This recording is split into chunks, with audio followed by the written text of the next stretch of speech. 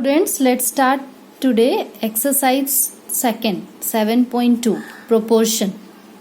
What is proportion?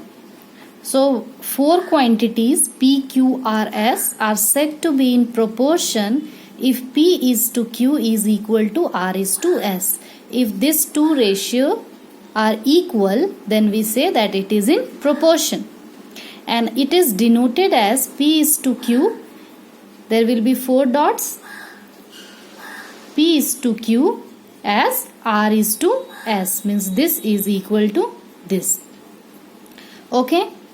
So the number is used in the proportion are called the terms. These are called first term, second term, third term, fourth term, like this. And the last two term is called extremes, and this two middle term is called means. This P and S are called extremes, and this Q and R are called means. And we can write it as P by Q, means P is to Q, means P by Q is equal to R by S. R is to S. And if they are equal, if we will cross multiply it, P into S and Q into R, if they are equal, then we can say that it is in proportion. Or you can apply this also, product of extreme is equal to product of mean. If the product of extreme is equal to product of mean, we say that it is in proportion. Product of extreme means P is multiplied with S, and product of mean means Q multiplied with R. Okay, if P into S will be equal to Q into R, then we can say that the numbers, these terms are in proportion. And one more important thing, that it is not necessary that all the four quantities forming a proportion are of the same kind. Means not necessary that all the units should be of same kind, but the first two units should be same, and the second, these two should be same. Means 2 is to 5, first ratio should be of same unit, and the last two ratio should be of same unit. Not necessary that all should be kg, kg, kg, kg. It is not necessary here in proportion. Okay, so I hope it is clear what is proportion. Numbers are in proportion if the product of extreme is equal to the product of means. Now let's see here. Are the numbers, one question, 18, 14, 45 and 35 in proportion? We have to say that whether it is in proportion or not. So we will check it. So first, second, this is the first, second term, this third term, fourth term. So we can check it by writing it in ratio. 18 by 14 is equal to 45 by 35. Now it is not equal. We will see that whether it is equal or not. So 2 9 ja 18, 2 7 ja 14. 9 by 7. It will not get cancelled now further. Here 3 5 ja 15. 5 7 ja 35. 5 9 ja 45. 9 by 7. Both are 9 by 7. So they are in proportion. Means first two ratio is equal to the second two ratio. Or one more way you can do, product of extreme is equal to product of mean. Extreme means this multiplied with this. 18 multiplied by 35. If you will multiply 18 multiplied by 35, you can see 630. And 14 multiplied by 45. Product of mean. Product of mean is also 630. You can see. So both the value are equal. So product of extreme is equal to product of mean. So they are in these numbers. These terms are in proportion. Okay. One more question. If you have to find the fourth proportion, find the fourth proportion to this. There are three terms are given. You have to find the fourth term. So first of all, we will let the fourth term be x. So we will let fourth term as x. Okay. Now we will do the same way. Means they are in proportion, but you have to find the fourth term. So 1 by 15 product of extreme will be equal to product of mean. 1 by 15 into x is equal to 4 into 1 by 5. Product of mean. Okay. Now you have to find the fourth proportion, means value of x. So 4 1 ja 4 by 5, and this 15 is in divide. If it will go that side, it will come in multiply. So 5 3 ja 15, 4 3 ja 12. 12 is the fourth proportion of these numbers. terms. Okay. So next is continued proportion. What is continued proportion? So you can see here 1, 2, 3 PQ, P is to Q is equal to Q is to R. You can see only three quantities here. Q is common. So when the three quantities P, Q and R are said to be in continued proportion if P is to Q is equal to Q is to R. If the ratio between the first term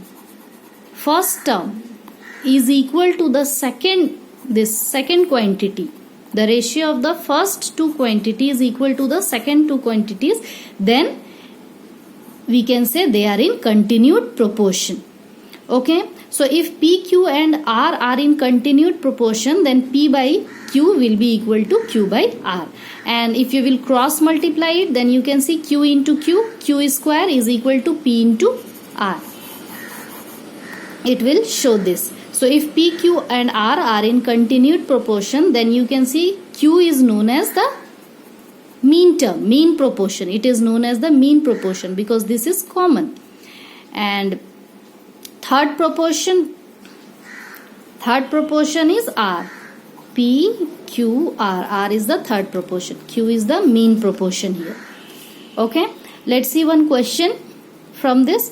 Find the mean proportion between 72 and 8. Means you have to find the mean proportion between this. So whenever you have to find the mean proportion, you will apply this rule. So let the mean proportion be X.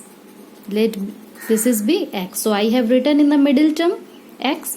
Now what you have to do, if this is in continued proportion, it is mean means these numbers are in continued proportion. So we can write it in this way. P by Q is equal to Q by R.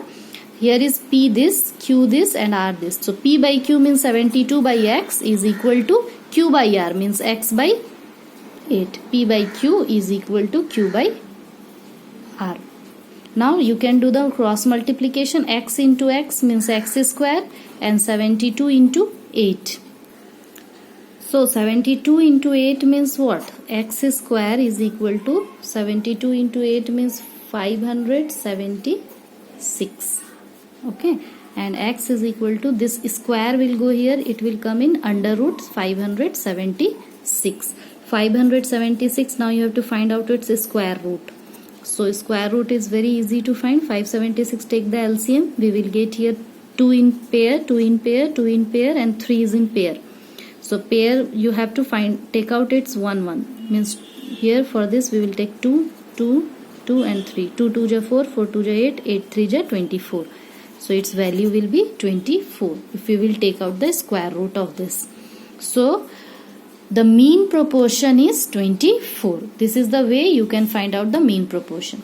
Now find the third proportion to 12 and 24. If whenever you have to find the third proportion, mean proportion and third proportion are different thing. Okay. So third proportion, so let the third proportion be X. Here also in fourth proportion we have let the fourth proportion be X. So in third proportion also we are going to take it as X. Only in mean proportion we will take mean means middle term as X. Okay.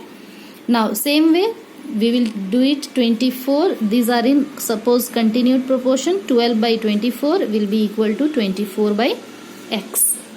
Okay. Now take out the value of X. 12 into X cross multiply or 24 into 24. So X will be equal to 24 into 24 by 12. So 12 2 ja 24 and 24 2 ja 48. So what is the third proportion? 48 is the third proportion. Okay.